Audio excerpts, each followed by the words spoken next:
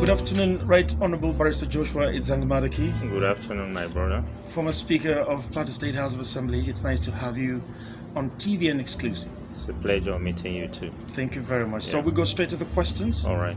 Nigerians are eager, waiting to hear from you. Okay. You are a very phenomenal personality in Nigeria, coming from the Plateau.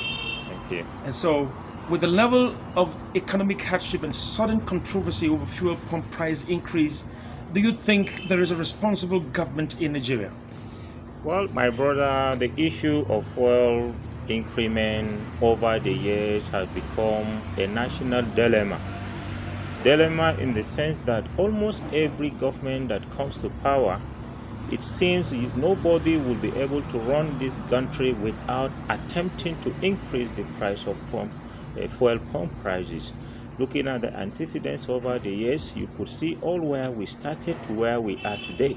And at the end of the day, every Nigerian now tends to believe that the increment of fuel pump price is not the solution to the economic challenges of this country. An attempt to increase the fuel price, even if later on reversed, and there is no regulatory mechanism. A lot of marketers don't even hit to the reversal order of the federal government, and even if there is no reversal, in fact, just making an attempt will escalate every price of goods in the country, and this indeed is causing a lot of hardship. And I don't just understand. Why can't we as a nation look at areas we can diversify in order to augment our economic shortfalls? Must it be oil? And this oil has become so strategic that once you attempt to tamper with an increment of price, it changes the narratives of everything, and the hardship is unbearable on the citizen. So I think federal government need to look at another different thing, and the level seems to have a stability of oil pump price. Yes, if you look at the analysis the federal government is making in comparison with other countries for oil pump prices and then ours, then you would have to take it that yes, those countries, again, if you look at other things they have put in place, it is working for them. But here in Nigeria, it appears the only hope we, both the citizens and the government, have is the fuel. And then if this has not been increased, nothing seems to be achieved. Then I feel that is not the way we should go as a country. We should be able to look at areas we could diversify the economy so that at the end of the day, that central commodity being the fuel, that once you tamper with it, it escalates hardship all over the nation. Dollar will rise up, prices of goods and services, every other thing. And putting it in comparison with the amount of minimum wage people are earning. Now, if you are a worker, how much do you take to fuel your car in a month compared to what you earn as a minimum wage salary earner? Indeed, I think this is not the way we should go as a nation. Thank you very much for that very beautiful analysis. You have actually delved into a very important aspect of it again, which is the NLC minimum wage that the protests from the Nigerian Labour Congress decided to embark on just a few days ago. Now, do you think that the NLC protesting against the listing of the national wage bill from the exclusive list to the concurrent list as was legislated by Honorable Mohammed Garba on the floor of the Nigerian House of Reps, do you think that is also going to go well with Nigerian workers? You see, at times we always like to dramatize realities in this country. The issue of minimum wage, which luckily falls under exclusive list of our constitution, it is something that is so sacred.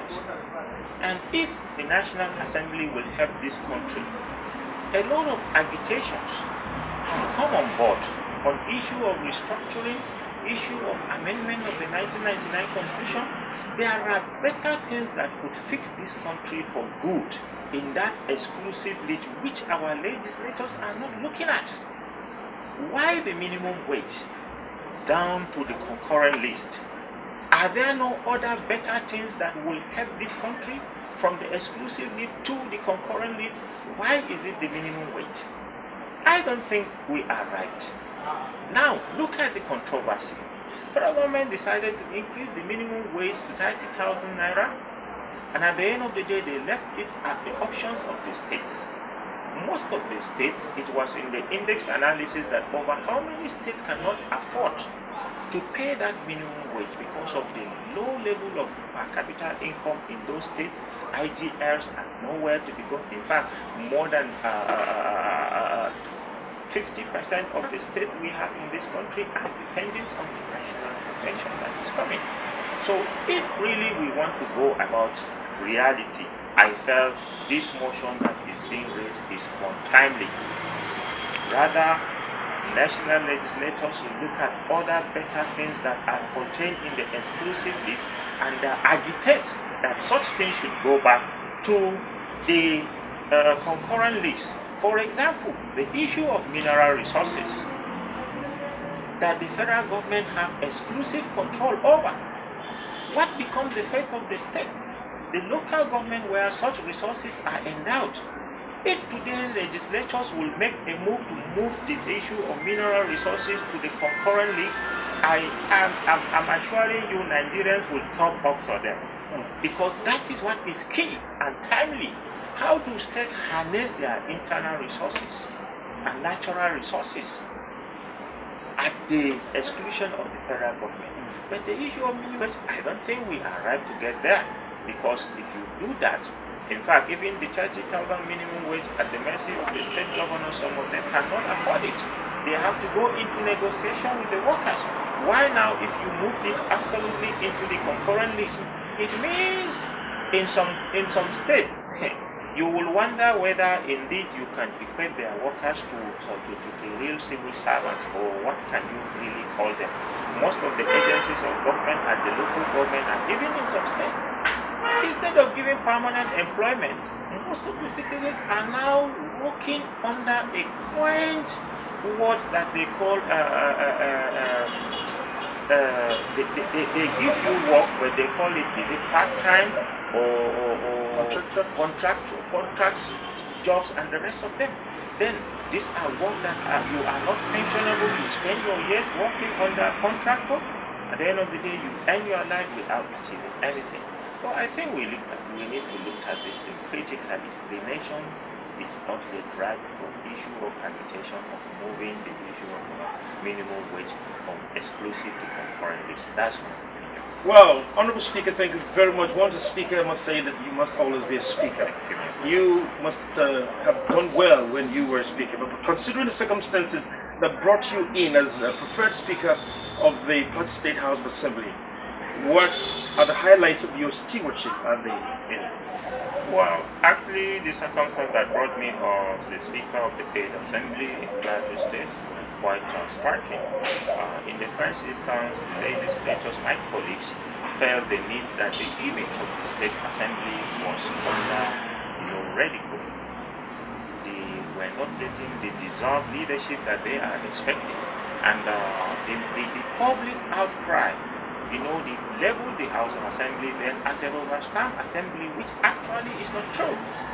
And that and many other factors led to the issue of changing the leadership battle, which I coincidentally merited the seat by my colleagues.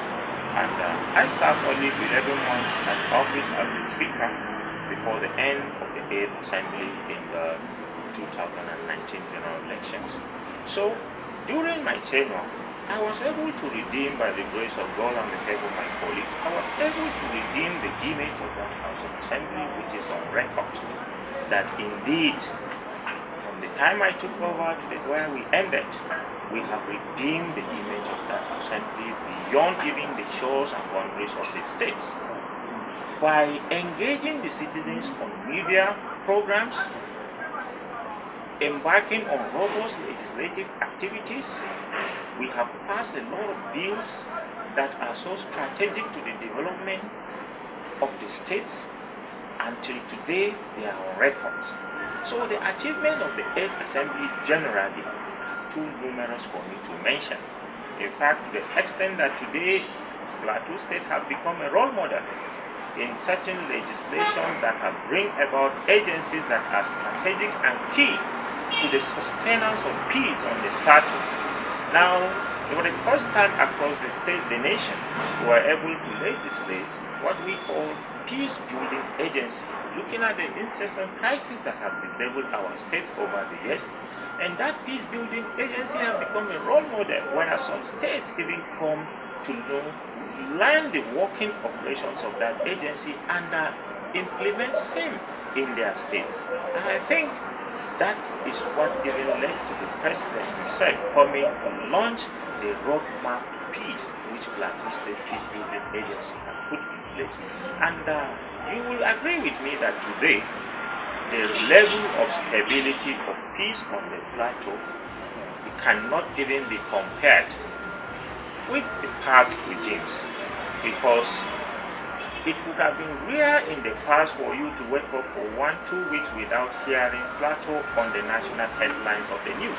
Plateau again, Lord whatever, crisis and rest. But today, it's a peaceful state that the tourism benefit and advantage of that state is recovering, because peace comes to stay.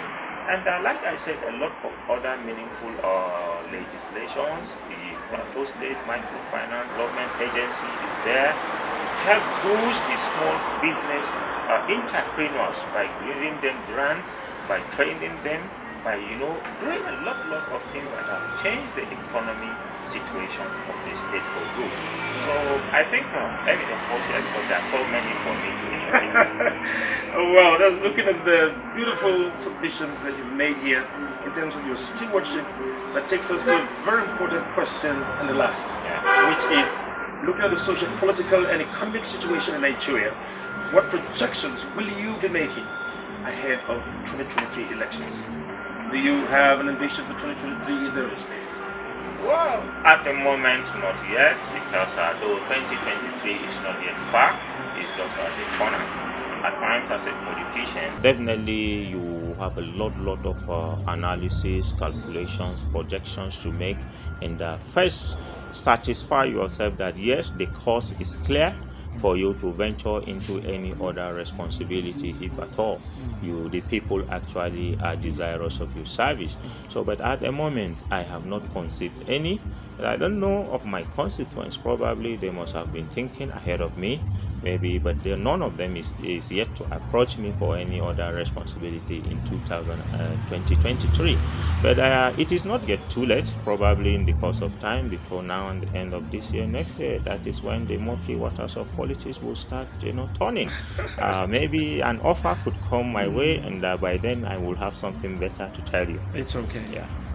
I want to congratulate you very much for having this time with Television Nigerian. Thank you. And interfacing. I want to promise you that this interview is going to go far. Thank you, man. And it's going to fly around social media and not viewed less than 60 million people. Wow. And I want to thank you very much for the time that you have with us. Thank you, my brother. Thank you very much.